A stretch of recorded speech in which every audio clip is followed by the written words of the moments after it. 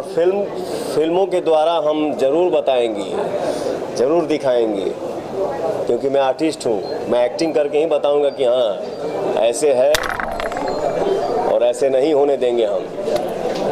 जय हो। बात की जाए फौजी की, तो आपकी होली भी आई है, हिंदुस्तान की होली, तो भी कई फौजियों को ही डेडिकेट किया है आपने। अभी वो गाना आया नहीं है, अभी मार्केट में वो गाना आया नहीं है। क्या करें, क्या करिएगा, गला बैठ गया है। और लेकिन मुझे गाना है, और गाना अभी मैं हमारे मनोज मतलबी जी, हमारे फेवरेट राइटर, बहुत दिल के करीब, हमारे म्यूजिक डायरेक्टर छोटे बाबा गीत को सजाए हैं और हमारे मनोज मतलबी भैया गाने को लिखे हैं। मधुकर आनंद जी हैं तो गाएंगे, और गाना जब आएगा मार्केट में तो आप लोग सुनेंगे ही कि हाँ गाने में क्या है और उस गाने के जरिए हम क्या संदेश देना चाहते हैं। अच्छा जी, आप क्या कहना चाहेंगे? किस बारे में? हिंदुस्तान के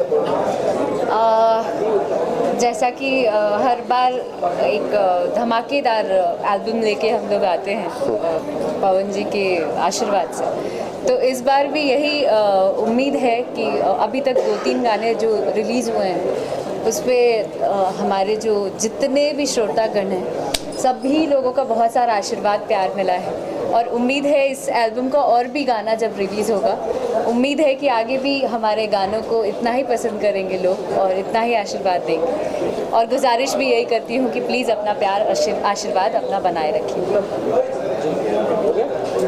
जय हो।